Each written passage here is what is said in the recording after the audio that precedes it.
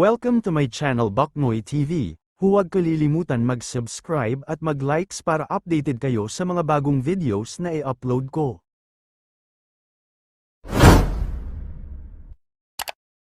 Ang pag-uusapan natin ngayon ay tungkol sa 7 mga criminal na mga pulis na tinanggal sinibak sa pagiging pulis. Mabuti naman ang Napolcom ay umaayos na sila ngayon.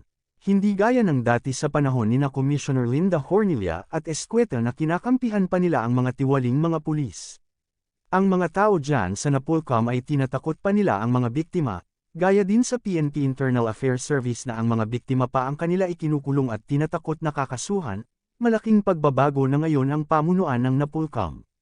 Dapat lang nakampihan nyo ang mga biktima dahil sila ang inagrabyado ng mga criminal na mga pulis.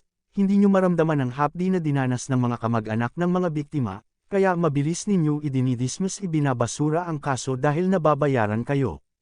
Diyan din sa ombudsman mga tiwali dyan ang mga investigator na humahawak sa kaso, kaya idinidismiss nila mga kaso, kasi nasusuhulan sila, pera-pera na lang ang labanan. Itong mga 7 mga pulis na ito, tiyak marami na silang nabiktima na ngayon lang sila inabutan ni karma. Ang style ng mga pulis kahit wala kang kasalanan kapag type kanilang patayin ay papatayin ka, kapag gusto kanilang taniman ng droga at tataniman ka para pagkaperahan ka, kasi alam ng mga pulis na kakampihan sila ng mga tiwaling taga-ombudsman, tiwaling taga-Napolcom, tiwaling mga taga-PNP Internal Affairs Service, tiwaling mga fiskal, tiwaling mga judges. Kaya walang humpay ang kanilang pang-aabuso, kasi protektado sila ng mga tiwaling nasa gobyerno. Sa halip na protektahan tayo ng mga pulis, abay baliktad yata, tayo pa ang winawalang hiya ng mga yan, kung pumatay ng tao ang mga pulis, akala nila buhay mo ay inutang mo sa kanila.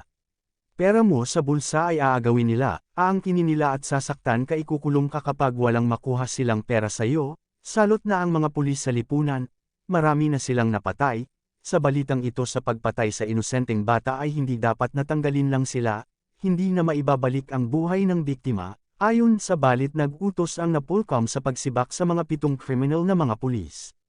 Utos ng Napolcom, 7 pulis ng Caloocan, sinibak. Ang aksyon, ang National Police Commission, Napolcom, NBank ay nagkakaisang nag-utos na sipain sa serbisyo, dismiss, ang 7 pulis ng Caloocan City mula sa Philippine National Police, PNP. Ang ranggo, kabilang sa mga sinibak ay ang 2 opisyal na may ranggong police captain at police lieutenant.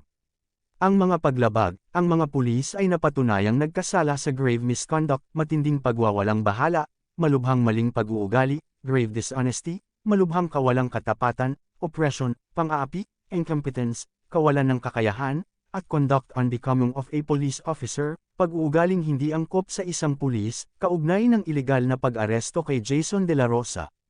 Ang trahedya, ang kaso ay may kaugnayan sa ilegal na pag-aresto kay Jason De La Rosa. Habang siya ay nawawala, ang kanyang anak na si Dion ay naghanap sa kanya sa loob ng 3 araw sa pamamagitan ng paglusong sa baha, kung saan siya ay nakakuha ng leptospirosis at kalaunan ay namatay.